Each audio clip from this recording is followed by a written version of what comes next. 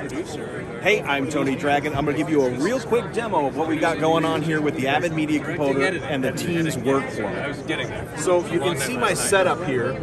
I am actually logged into the Media Composer, and I have an active timeline that we're working on.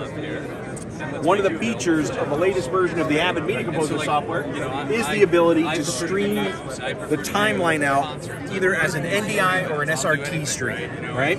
So you can see there that it's flashing. I have it turned on. So now what we've done is we've incorporated this into a Teams meeting, or I think you guys have incorporated that in there. So let's see what's going on there.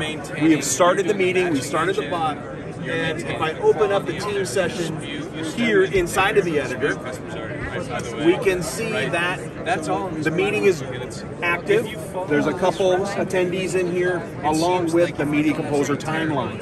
So what happens is when I'll just really quickly come over here, hit play, you'll see the timeline playing, and I threw a graphic over there just so we can see what's going on. And we'll switch over to the Teams meeting. Not that one. There are a couple of maybe. So we'll switch over to the Teams meeting.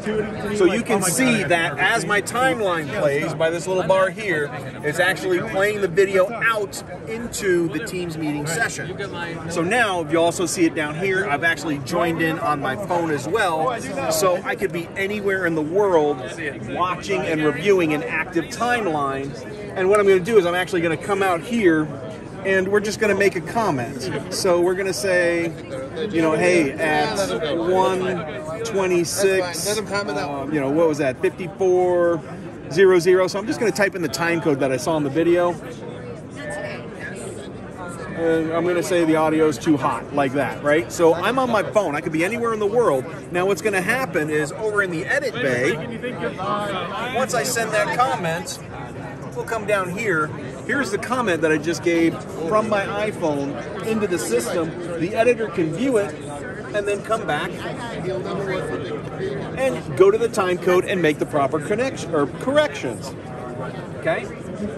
Also, what I personally like about this, from demoing this for the past few days, is the ability to also quickly shift timelines, right? So if you're dealing with multiple scenes or multiple projects, we can come in here and view a completely new timeline right there in the team session. So anything that is active in this Media Composer area, whether it's a timeline that we're working on or if it's incoming source video, so say we are either capturing some stuff live like what you're seeing here, or we have some footage that was just shot, we can open it up and have a Teams view session on it before we actually put it to the timeline. So it's a very clever workflow. One last thing, show the Teams app, the Avid app, just so you can see. And then also in this Teams session, the editor has control over the Media Composer using that little app. Okay? You can do things like turn the Srt feed on and off, and also adjust the volume. So if the timeline is a little too loud for the meeting, you can go ahead and adjust the volume to make it comfortable for everyone. Awesome. Perfect. Thank you. Yep. Got it.